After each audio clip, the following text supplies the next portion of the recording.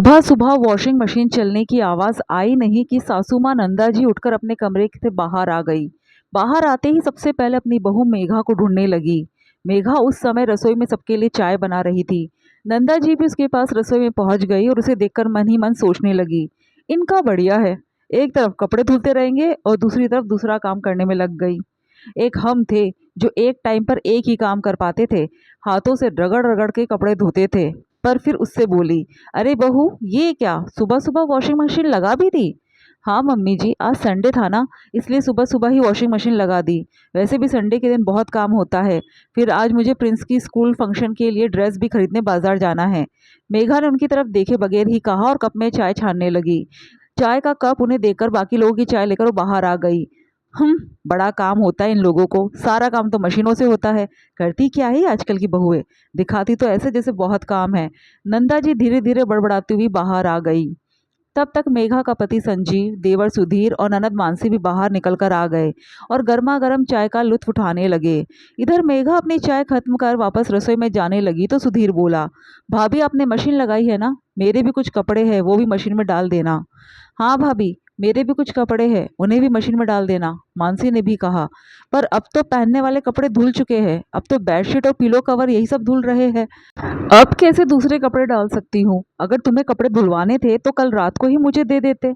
मैंने पूछा तो था तुम लोगों से, पर तुमने तो मना ही कर दिया। मेघा ने कहा, अरे तो कौन सा तुम्हें हाथों से कपड़े धोना है, डाल दो कपड़े मशीन में। संजीव ने बीच में ही कहा, अरे ऐसे कैसे, इसमें टाइम लगता है, मेरे पास और भी काम है। मेघा ने कहा, अरे तो कितनी देर लगती है, बस पानी ही तो बदलना है, सारा काम मशीन खुद कर रही है, फिर भी इसको जोर आ रहा है इन दो लोगों के कपड़े धोने में। हमने अकेले जितना काम किया है इतना ही अकेले कर ले तो अच्छे से आटे दाल का भाव पता चल जाए। नंदा जी बीच में ही बोली। सुनकर मेघा कुछ कहने को हुई तो संजीव बीच में ही बोला, अब मम्मी, कमाने वाला इंसान तो कमा कर दे ही सकता है ना, सारी सुविधाएं जुटा रखी है, फिर भी काम करने में इन्हें जोर आए तो क्या करे। कुछ करना वरना तो है नहीं, पर एहसान ऐसे जताती है जैसे सारा काम यही करती है। संजीव की बात सुनकर मेघा ने कहा, संजीव, जॉब तो मैं भी करती हूँ ना। अरे तो क्या मेहनत वाला जॉब है, टीचर ही तो है, सुबह जाती हो 3 बजे तक लौट कर आ जाती हो, उसके बाद तो आराम ही आराम। संजीव ने कहा तो उसकी बात सुनकर मेघा को बहुत गुस्सा आया, लेकिन बोलती क्या, सारा परिवार एक तरफ खड़ा था। आखिर थक हार कर उसने कह ही दिया, अब मुझे कपड़े निकाल कर दे दोगे तो मैं कपड़े धो दूंगी। भाभी अभी थोड़ा रुक करके कपड़े निकाल देंगे, पहले कुछ अच्छा सा नाश्ता तैयार करो, संडे है तो कुछ बढ़िया ही होना चाहिए। मानसी मोबाइल में आंखें गड़ाए बोली, हाँ भाभी, कुछ चटपटा मसालेदार बनाना, हम थोड़ी देर में कपड़े निकाल देंगे। सुधीर भी अपने मोबाइल में आंखें गड़ाए हुए बोला, यहाँ घर में आग लगाकर मुझे सुबह सुबह इतनी बातें सुनवाकर खुद मोबाइल में आंखें गड़ाए बैठे हैं। मेघा मन ही मन बोली और रसोई में आ गई। इधर नाश्ते की तैयारी करते समय बीच में जाकर मेघा मशीन में से बाकी के कपड़े निकालकर सुखाकर भी आ गई, पर सुधीर और मानसी ने अपने कपड़े निकाल कर नहीं रखे। एक दो बार उसने उनको बोला भी, लेकिन दोनों ने सुना ही नहीं, उल्टा नंदा जी ही चिढ़ गई।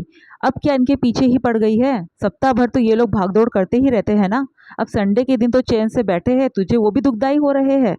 मैं भी तो दौड़ भाग करती हूँ, पर मैं किसी को नजर नहीं आती, सोचते हुए मेघा ने कहा, पर मम्मी जी, जो काम अभी साथ के साथ चल रहा है वो अभी हो जाएगा, बार बार मशीन थोड़ी ना लगेगी। मेघा ने समझाना चाहा, तो तुझे कपड़े धोने हैं क्या, कपड़े तो मशीन धोएगी, फिर क्यों पीछे पड़ी हुई है। नंदा जी ने जवाब दिया तो मेघा अपना सा मुंह लेकर रसोई में आ गई। आखिर नाश्ते वगैरह के बाद 12 बजने को आए, लेकिन अभी तक सुधीर और मानसी ने अपने कपड़े निकाल कर नहीं दिए। इधर मेघा दोपहर के खाने की तैयारी कर बाकी काम से फ्री होकर बाजार रवाना हो गई। 3 बजे तक वो वापस घर पर आई, तब तक सब लोग लंच कर चुके थे। उसने और प्रिंस ने लंच किया और अपने कमरे में आराम करने जाने लगी। तब नंदा जी बोली, बहू, सुधीर और मानसी ने कपड़े निकाल दिए हैं, उन्हें जरा मशीन में डाल देना। सुनकर मेघा ने नंदा जी की तरफ देखा। उसे अपनी तरफ देखते देखकर नंदा जी बोली, ऐसे क्या देख रही है मेरी तरफ, सिर्फ तुझे कपड़े मशीन में डालने हैं, कपड़े तो मशीन धोएगी। और बिना उसके जवाब का इंतजार किए अपने कमरे में आराम करने चली गई। सुनकर मेघा को बहुत गुस्सा आ रहा था, इंसान हूँ या मशीन, मैं थकती नहीं हूँ क्या, हर बार का एक ही राग लगा रखा है, कपड़े मशीन धोती है, कपड़े मशीन धोती है, तो चलो आज कपड़े मशीन ही धोएगी। सोचते हुए मेघा अंदर गई और मशीन में पानी भरकर सर्फ डालकर कपड़े उसमें डाल आई और आकर अपने कमरे में आराम करने लगी। दूसरे दिन सुबह सुबह जब सब लोग अपने कमरे में तैयार हो रहे थे, तब मेघा रसोई में अपना टिफिन पैक कर रही थी। उस समय सुधीर ने मेघा को आवाज़ दी, भाभी, कल मैंने आपको एक शर्ट दिया था धोने के लिए, वो शर्ट कहाँ रखा है, अपने दिख ही नहीं रहा है। तभी मानसी की भी आवाज़ आई, हाँ भाभी, मेरी ड्रेस भी नहीं मिल रही है, आज उसी को पहनकर मुझे कॉलेज जाना था। सुनकर मेघा ने कोई जवाब ही नहीं दिया। तब मानसी पैर पटकती हुई बाहर आई और बोली, भाभी मैं आपसे पूछ रही हूँ, कल जो ड्रेस मैंने धोने को दिया था वो कहाँ है? तब तक सुधीर भी बाहर आ गया, भाभी मुझे भी लेट हो रहा है, मेरी शर्ट कहाँ है? उन दोनों की आवाज़ सुनकर नंदा जी और संजीव बाहर आ गए। तब संजीव ने कहा, क्या सुबह सुबह तमाशा कर रखा है? उनके कपड़े कहाँ है जो इन्होंने तुम्हें धोने को दिए थे? सुनकर मेघा उनकी तरफ पलटी और हैरान होते हुए बोली, मुझे कब दिए थे कपड़े धोने के लिए? सुनकर नंदा जी चिढ़ते हुए बोली, बहू सुबह सुबह बेहोश है क्या? कल दिए नहीं थे क्या कपड़े धोने के लिए? कहा था ना कल दोपहर को तुझे मैंने कि कपड़े मशीन में डाल देना, मशीन कपड़े धो देगी। अरे हाँ मम्मी जी, कहा तो था, और मैंने कपड़े मशीन में डाल भी दिए थे। अब कपड़े धुले या नहीं धुले ये तो आप मशीन से जाकर पूछो, मेघा अपने सिर पर मारते हुए बोली। उसकी बात सुनकर सब लोग हैरानी से देखने लगे। तभी चारों के चारों अंदर गए और मशीन खोलकर देखी तो उसमें कपड़े भीगे पड़े थे। ये देखकर सब लोग बड़बड़ाते हुए बाहर आए। तब संजीव ने कहा, मेघा क्या तमाशा है ये, तुमने इनके कपड़े क्यों नहीं धोए? हाँ बहू, नहीं धोने थे तो साफ मना कर देती, कपड़े मशीन में डालकर आ गई और उन्हें धोए भी नहीं। अरे रे मम्मी जी, आप शायद भूल रही है, आपने मुझसे कहा था कि कपड़े मशीन में डाल देना, कपड़े तो मशीन धो देगी। तो मैंने आपके कहे अनुसार कपड़े मशीन में डाल दिए थे और मशीन को बोलकर आ गई थी कि कपड़े धो देना। अब उसने कपड़े नहीं धोए तो मेरी क्या गलती? मेघा ने मासूम बनते हुए कहा। ये सुनकर सब लोग एक दूसरे की शक्ल देखने लगे।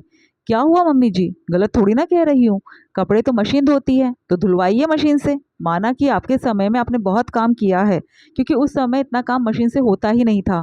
पर उस समय अधिकतर औरतें सिर्फ घर का काम भी करती थी, लेकिन मैं जॉब भी करती हूँ, साथ ही साथ बाजार का भी सारा काम मुझे करना पड़ता है।